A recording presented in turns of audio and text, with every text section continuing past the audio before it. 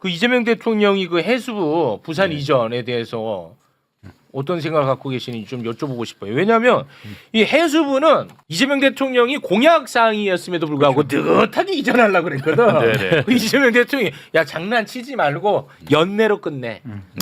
올해 내로 끝내라고 해버렸어. 예. 그러니까 야 진짜 대통령 의지가 진짜 중요해. 그럼요. 그러니까 연내 끝내버렸어. 그렇죠. 예. 요거 잠깐 뭐 영상 좀 보고 오겠습니다. 해수부 개청식이 있었는데. 네. 하나, 둘, 셋. 부산시대 청사가 약간 좁아 보이긴 하지만 그래도 첫 출발은 일러서 참 좋은 것 같습니다. 오늘의 해양수산부 청사 개청은 단순히 청사 하나를 부산에 옮긴 것을 넘어 대한민국이 북극 항로 시대를 본격적으로 열겠다는 웅대한 포부를 만천하에 밝히는 날입니다. 지지율 견인 이슈가 많아. 네. 지금 부산 이것 때문에 아주 들썩들썩합니다. 네, 실제 이제 말로만 하는 게 아니라 보통 집권을 하면 꽉 잡고 놓고 싶지 않잖아요, 본능적으로 네. 누구든지. 그런데 이제 여러 가지를 놓으면서 지방으로 여러 가지 권한들을 이양하고 이러는 그 연속선상에서 정부 부처 같은 경우는 그래도 신속하게 할 수 있는 장점이 있잖아요. 예를 들어 네. 충남, 대전, 통합 이런 것들은 또 지역에서 여론 수렴 이런 과정이 한참 더 걸릴 수도 있지만 상대적으로 그런데 정부 부처는 이제 정부에서 의도하는 방향대로 할 수가 있으니까 시범적으로 우리는 말하면 지킨다. 특히나 이제 5극 3도 권역별로 하는 데서 부울경 가장 핵심적으로 크게 기존에 이제 산업은행 부산 이전 건이 있었잖아요. 윤석열 정권 네. 때. 지지부진하잖아요. 네. 이런 건 이제 쉽지가 않죠. 네. 정부에서 직접 지시를 해서 하는 거랑도 좀 다른 측면이 있고 네. 하다 보니까 지금 북극 항로 개척의 어떤 시발점 이걸 그렇지. 말씀하시잖아요. 부산시청에 가시면 지도가 거꾸로 걸려 있습니다. 태평양을 향해서 돼 있고 북극 항로까지 이렇게 갈 수 있는. 예. 그래서 어떻게 보면 국토의 균형적인 성장 발전에 가장 신호탄을 정부 부처로부터 먼저 쐈다라고 그렇지. 예. 볼 수 있겠습니다. 동부가 물류는 이제 부산이 중심 도시가 되는 거야. 그 첫 축포를 터트린 겁니다. 이 엄청난 그렇죠. 이슈입니다. 예, 그러면서 충남, 대전, 충남 이 특별시. 행정 통합 이슈를 예. 이제 세게 받았잖아요. 받았잖아. 이들이 사실은 받으니까 장동혁이 놀랬잖아. 굉장히 당황하고 있습니다. 사실은 네. 지가 낸 네, 건데. 모든 이슈를 뺏긴 것처럼 이제 당황하고 있는데 아. 그 부분도 마찬가지로 굉장히 강하게 밀어붙일 수 있다라는 것들을 보여주는 네. 대표적인 예. 사례라고 네, 보겠습니다. 근데 조금 안타깝게도 이제 해수부 장관이 지금 공석 아니겠습니까? 그런데 해수부 장관도 부산 지역에서 인재를 뽑겠다. 예.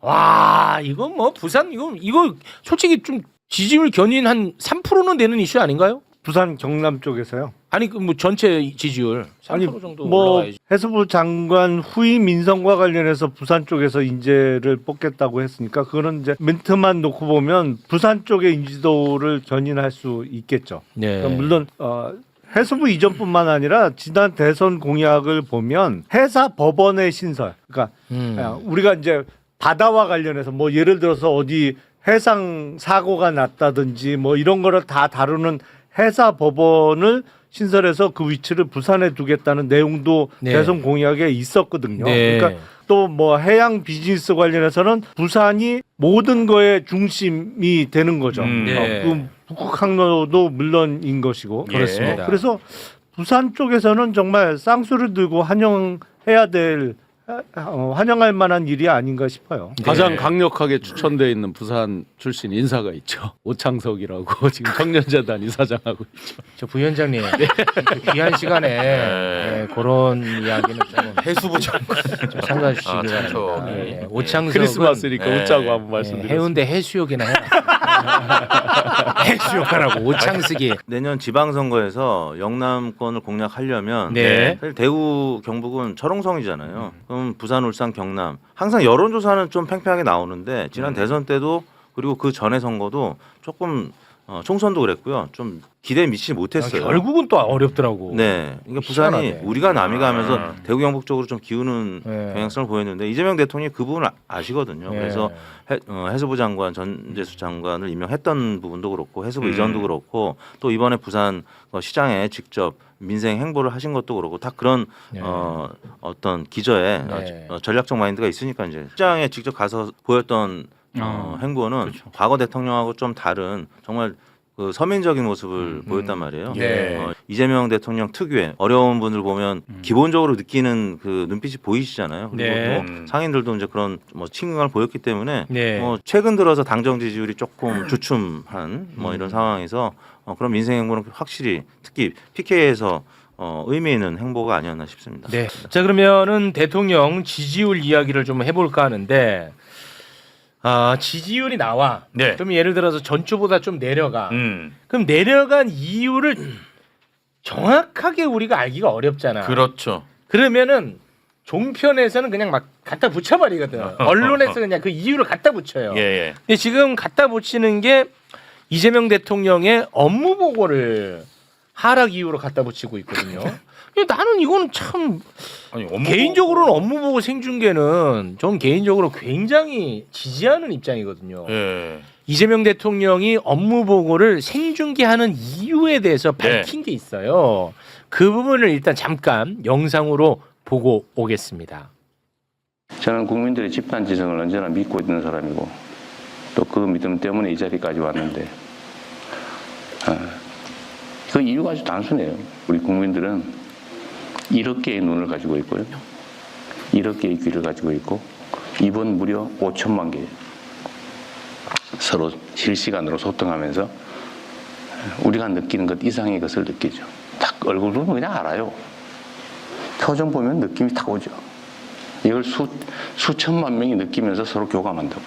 특정 언론들이 이렇게 스크린을 해가지고 보여주는 것만 보이던 시대가 있었죠. 그럴 때는 이 소위 게이트키핑 역할을 하면서 자기들에게 필요한 정보만 전달해주고 아닌 건 가리고 필요한 건 살짝 왜곡하고 이러면 국민들은 그것밖에 못 보니까 많이 휘둘리죠. 근데 지금은 안 그래요. 지금 실시간으로 다 보고 있지 않습니까? 국민들은 집단 지성을 통해서 이걸 다 보고 있어요. 제가 이 업무 보고 자리를 공개하는 이유도 그거죠. 공개 행정의 원칙 있잖아요. 법에 있잖아요. 근데 왜 공개하는 것을 그리 탐탁지 않게 여기는 사람들이 있습니까? 당연히 공개해야지. 제가 뭐 편향적인지 모르겠습니다만 예. 저는 그냥 이 사안 하나로 지지율 20%포인트 올라야 된다고 생각합니다. 아, 그럼요. 동의 좀 해주세요. 네. 저는 100% 동의합니다. 내가 권력자면 하고 싶지 않을 것 같거든. 그럼요. 네, 내가 권력자면. 네. 그럼에도 불구하고 우리 구라미터 네. 기준으로는 이재명 대통령의 국정 지지율이 좀 떨어진 것 같은데 소개를 좀 부탁드리겠습니다. 그러니까 지난주 이제 화수목 조사했던 한국갤럽 한 1%포인트 빠졌고요. 또 월화수목금 조사했던 리얼미터도 대략 지금 화면 보시듯이 소폭 하락했습니다. 네. 낙폭이 크진 않지만 아무튼 최근 들어서 뭐 횡보 내지 약간 하락세를 보인 건 사실인데요. 일부 조사에서는 대통령 지지도가 또 오히려 반등하고 민주당 지지율은 좀 빠지는. 그러니까 지금 당정으로 따졌을 때 민주당 지지율은 최근 들어서 공통적으로 하락세를 보인 건 사실입니다. 앞서 얘기했던 뭐 원내대표의 이제 여러 가지 논란이라든지 그 전에 또 전재수 장관의 통일교 의혹, 뭐 장경태 의원 논란, 김남국 비서관 사퇴, 장경태. 뭐 또 1인 1표제 부결됐던 뭐 이런 부분 때문에 민주당은 전반적으로 악재가 좀 더 많았고요. 예. 대통령 같은 경우는 호재들이 있었음에도 불구하고 횡보 네. 내지 소폭 하락했던 거는 아무래도 당정 체제 가운데 여당의 악재들 소식이 좀 더 많았기 때문에 네. 그래서 일부 조사에서는 대통령 지지율이 조금 오른 조사 기관도 있었단 말이죠. 예. 그래서 만약에 여당의 악재가 조금 적었다면 예. 대통령 지지율이 조금 더 올랐거나 아니면 적어도 그냥 유진할 수 있었을 텐데 조금 안 좋았던 부분이 이제 당에서 조금 더 나왔기 때문에 뭐 대통령 지지율이 조금 약세로 돌아선 부분이 아닌가 싶은데 사실 지금 50% 중반을 기록하고 있는데 네. 한국갤럽이 노태우 대통령 때부터 계속 분기별로 집계를 내는 거 보면 과거 대통령에 비해서는 지금 문재인 대통령 다음으로 굉장히 높은 편입니다. 워낙 지금 이재명 대통령이 초반에 60%를 계속 유지해 왔거든요. 네. 지난 6월에도 갤럽 기준하면 64%, 9월에 63%, 12월도 62% 정도로 한 두 주 정도는 기록을 했었는데 네. 이제 외교 안보 이런 부분과 관련해서는 높은 점수를 받았고요. 예. 또 한국갤럽이 그 여러 가지 지지 이유를 주관식으로 물어보는 유일한 조사기관인데 여기 보면 소통, 국민의 업무 보고 이게 18%로 굉장히 높게 나왔어요. 네? 그래요? 네, 그러니까 이 부분 관련돼서 보수 언론이 좀 독이다 뭐 이런 식으로 지적하는 거는 사실 사실관계 안 맞네. 부정적인 이유에 별로 많이 안 꼽혔어요. 아, 잠깐만. 네. 그럼에도 불구하고 자, 이게 데이터로 나왔잖아. 네, 6번 화면입니다. 생중계 업무 보고 독됐나 이재명 대통령 1%포인트 가까이 하락. 사실 업무 보고 1%나 뭐 낙인 0.9%포인트면 사실 횡보라고 봐야 되거든요. 그렇지. 하락도 아니야. 0.9% 1%포인트 상승했을 때는 그냥 횡보라고 적고 그렇지. 뭐 상승이라고 얘기 안 하거든요. 근데 약간 떨어졌는데 이제 그러니까 내가 볼 땐 얘네들이 이렇게 하는 이유는 이 업무 보고 이거 계속하다가 지지율 올라갈 것 같거든.